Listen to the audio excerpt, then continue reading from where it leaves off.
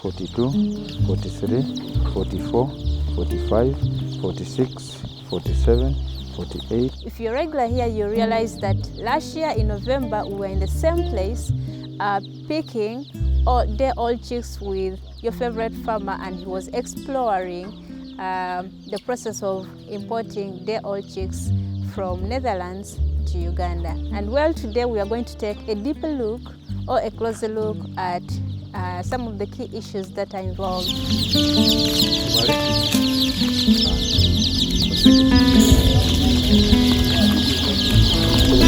So the birds have just arrived, and Mr. Basango is just going to walk us through everything about this batch. Yeah, we are here at Entebbe International Airport. Today is the 8th. It's still 8th? Yeah. It is 8th of January 2025. Happy New Year to all of you. We have received our birds from Belgium. This time these birds are coming from Belgium. Oh, okay. We have a new supplier, is called Galdorf. So we are here to receive the birds, and the birds seem to be in the good state. Okay. They're okay, they're giving us sound, so we shall check and see whether the birds are okay. But I can hear the sound. That they are okay. They are okay. Okay. I know transporting these birds is a bit delicate and it takes a long time. What measures do you take to make sure they are safe and healthy from wherever they are coming from? Yeah, these birds are loaded from the airport, and they put a thermometer log, temperature log thermometer. You put in the laptop and it will tell you all through the flight how it was. So that is the first investigation. So if the temperature was not okay on the way, then that means the one to blame is the what? The transporter. So if it was okay, because the moment they are alive, they are supposed to stop it, such that it does not again capture what is the environment of Uganda and what. So once the birds get some issues, we check the temperature log to see whether the temperatures were okay or not. But those of you who know what a plane is, it keeps the temperature to the standard of a living thing that can stay for a long time within. Okay, that's interesting. So you mentioned that you changed the supplier. No, I did not change the supplier, but you need many suppliers in order to get your birds in time, because you may find that the other hatchery is busy and another one is able to give you in that. Okay, so can you tell our viewers what are some of the countries? And no, we are basically depending on Belgium and the Netherlands. Yeah. Okay. Why those countries and not other? No, you know, they are experts. Like I can say Uganda is an expert in what? Ugandans are expert in, what can I say? Banana? I don't know. So, but they're experts in doing poultry work, poultry, piggery, and dairy. So they're experts. They are ahead of us. So we are learning from them a lot. So that's why we normally use them, and the quality is always good.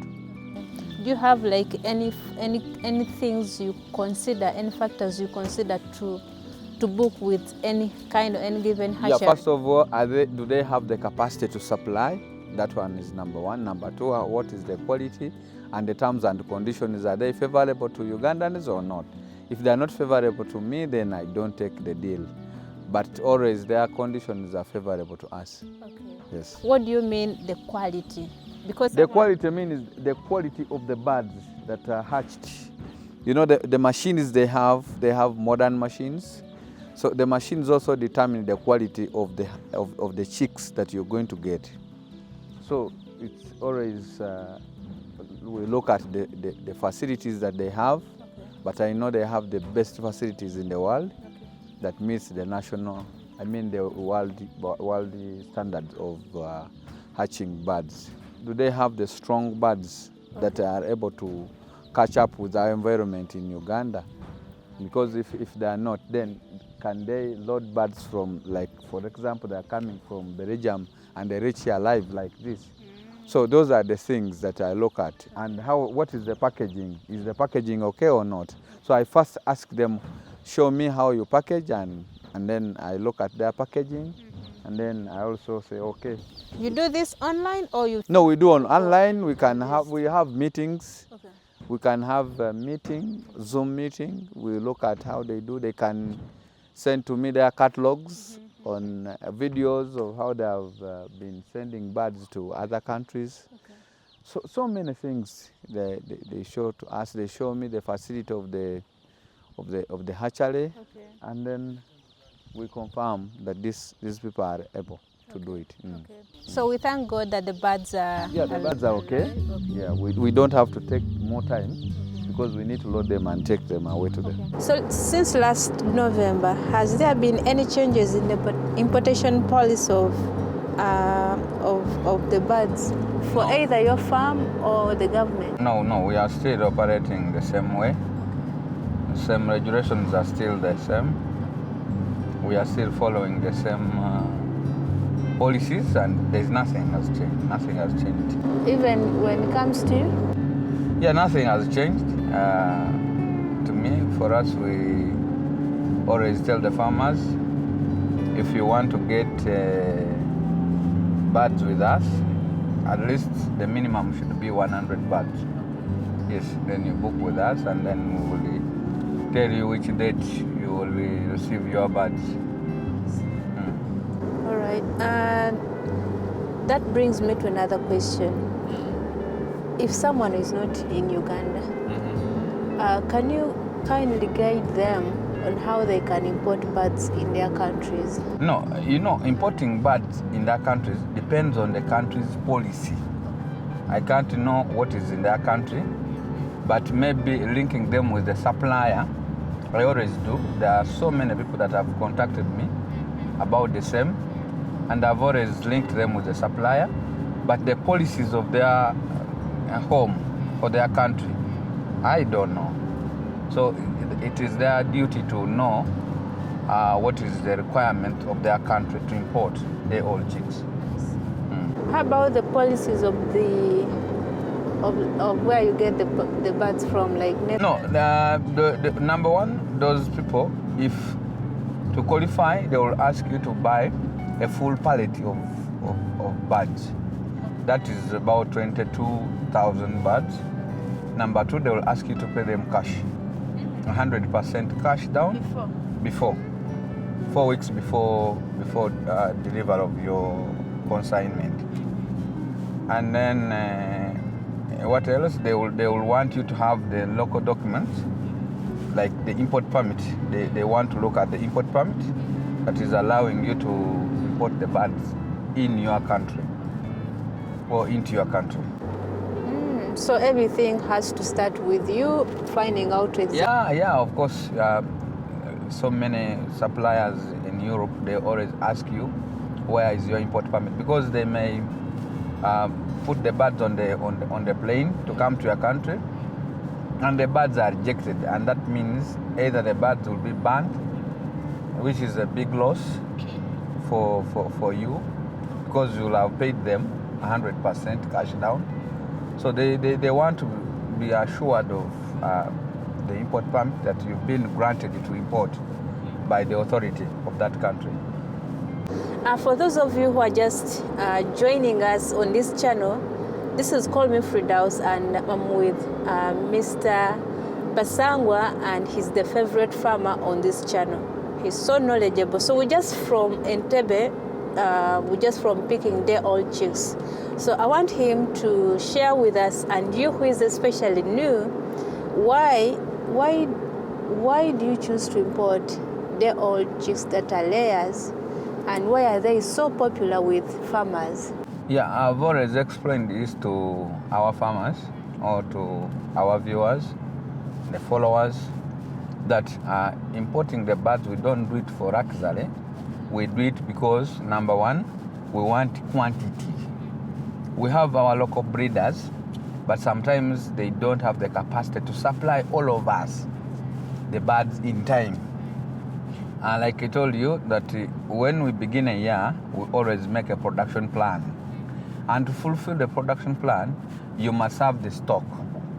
So we always do it because we want to fulfill our production plan, and that means we must have enough stock in the farm. So we import because we want a good number of birds. And two, the quality. The quality is good. You and me, we want to believe that the quality of birds coming from outside are highly good. The quality control is high. Number two is the what? The health. You are assured of the health. Once these birds are hatched, the vet is always there to supervise the hatcheries, and they always give a veterinary certificate that comes along with the birds. I was going to ask that question later on, but I think since you mentioned it, let's talk about it right now. I believe it's not possible for someone to get the birds and export them to Belgium or Netherlands from here. No, it's not easy. It's not easy because of the worldly something of what governs the animal and what. It may be difficult for you to export, and for sure, where will you get them? Because we don't have enough. Okay. So I'm saying even if they had enough, maybe those people there, like the rest. No, you can meet the standard. You can meet the standard, I think. If you meet the standard, I think you can export with all those, the health certificate and what have you, if the birds are checked, and I think you can, because if you have the market there, you can export. Yeah. But what I mean, we are even not able to supply our region. So how would you export to Europe? Okay. So my question is, how do you make sure that those birds, when they are coming here, they don't come with the diseases and they spread those diseases? That is the thing I told you, that once the birds are hatched, the authority, the veterinary authority of that country, or Netherlands or Belgium, they inspect and make a health certificate of those day-old chicks, of which the health certificate is what the authority of Uganda looks at it and allows the birds in the country. Two, the mothers are also checked. Before the mothers start producing the eggs for hatching, they are also checked their health and what. So there is the health assurance of those birds before they start giving eggs for hatching. So it's not a matter of I have my birds and then I'm going to hatch. No. Okay. So how do you choose the right breed of those birds? And if I normally go and visit Europe. These suppliers, they normally come for exhibitions, and they exhibit their breeds to the world, I can say. So you go there, see the breed, read about the breed, read about them, and then you get into contact, and then maybe you can agree and have a deal. Okay. So can you give us some information about the types of breed that you deal in? We import in Novogen Brown #1. That is from Holland. And then we also bring Brown from Belgium, also #2. Then we bring Lohman Brown. Lohman Brown. Okay. And then Highline.